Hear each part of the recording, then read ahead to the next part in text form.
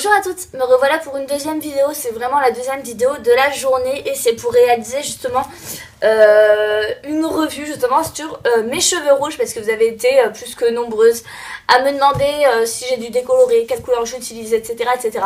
Donc je vais vous répondre en vidéo parce que ça vous a énormément intéressé, que vous avez été nombreuses à me poser des questions.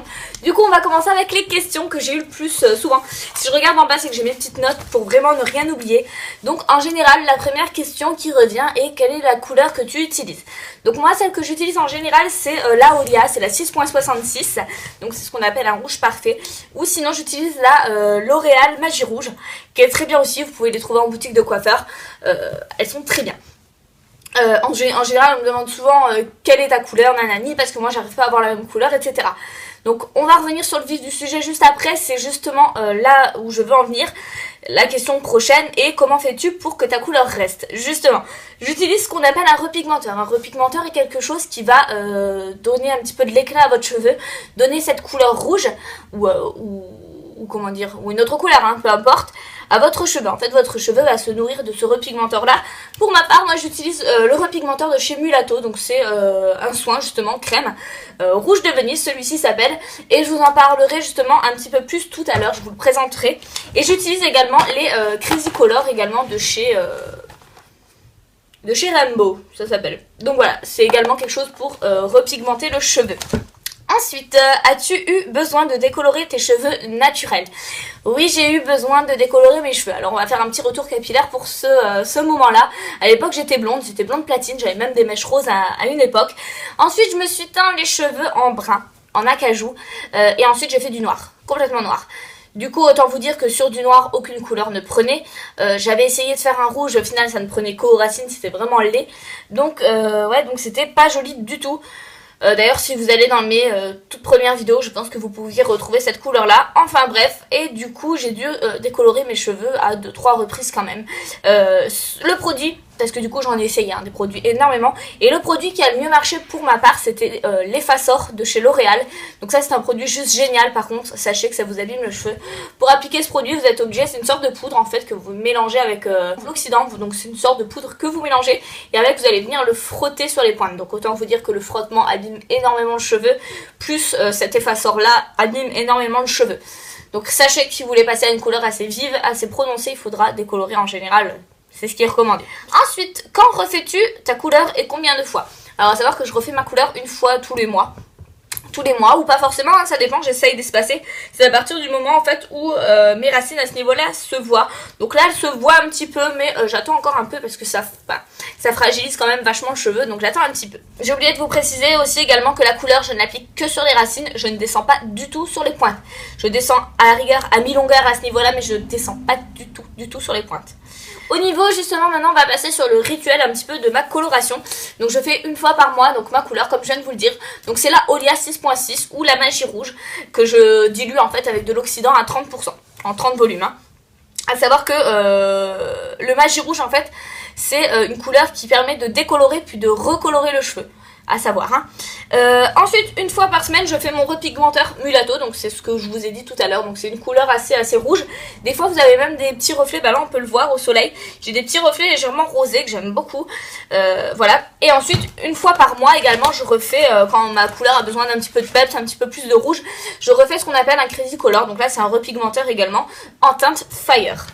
Ensuite, une fois tous les 2 mois, en général, je coupe mes pointes. J'essaie de le faire très régulièrement parce que j'ai un cheveu qui est très abîmé déjà à la base. Ça fait au moins 7 ans que je les colore. Donc du coup, j'ai un cheveu très sec, très abîmé à la base.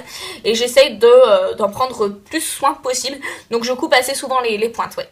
J'utilise parfois, vraiment ça dépend, il y a toujours des flemmes donc je le fais pas forcément, mais j'utilise en général 2 shampoings différents. Un shampoing premièrement pour laver et le deuxième pour apporter ce côté un petit peu nutritif à mes cheveux. Voilà, et ce qui est très important c'est d'utiliser justement des shampoings sans sulfate ou sans silicone. Le silicone c'est vraiment la chose la plus importante à ne pas utiliser dans un shampoing. Si ça vous intéresse, je vous mets également la liste des shampoings qui ne contiennent ni de silicone ni de sulfate. Je vous la mets en barre d'infos, ça peut être intéressant pour vous, on sait jamais. Donc voilà, et En général, après chaque shampoing, je fais un après-shampoing démêlant ou un masque, en général. Là, je vous ai fait une petite rubrique pour vous présenter un petit peu Mulatto, qu'est-ce que c'est, comment on l'applique, etc. Pour ça, on va savoir que c'est un soin composé à 96% de produits complètement naturels. C'est fabriqué en France, c'est sans parabènes, sans ammoniac et sans silicone, justement, c'est hyper important. Donc, il vient réhydrater le cheveu, parce qu'en fait il est enrichi en beurre de karité, ça c'est super important, et il vient justement raviver votre couleur. Il ne marche pas, attention, il ne marche pas sur cheveux naturels, c'est super important de le préciser, ça ne va pas colorer vos cheveux naturels, à savoir, hein, je préfère vous le dire. Donc après chaque couleur, je vous conseille de laver la douche avec de l'eau de Javel. C'est super important. Moi j'ai des joints qui sont devenus roses, rouges à cause du repigmenteur ou du Crazy Color ou de la coloration. C'est super important, faites vraiment attention à ça. Et évitez tout ce qui est piscine, parce que j'ai été au Thermapolis il y a un mois et je suis ressortie avec les cheveux orange. Donc je suis assez contente, hein. Non, en soi c'est super compliqué d'aller à la piscine avec les cheveux rouges, honnêtement. Pensez soit à un bonnet de bain et évitez tout ce qui est chlore, honnêtement. Alors pourquoi également votre cheveu rejette la couleur? C'est la question qui m'a été le plus fréquemment posée. Oui, c'est quoi ta couleur? Parce que moi ma couleur ne tient pas, j'ai les cheveux orange et elle dégorge. Elle dégorge tout bêtement parce que c'est pas un pigment naturel. Votre cheveu le rejette parce que c'est pas, votre cheveu n'est pas formulé avec cet ingrédient là, je veux dire. Donc forcément c'est là où intervient les repigmenteurs. C'est super important de les faire justement parce que c'est ça qui va redonner force, éclat et couleur à votre cheveu.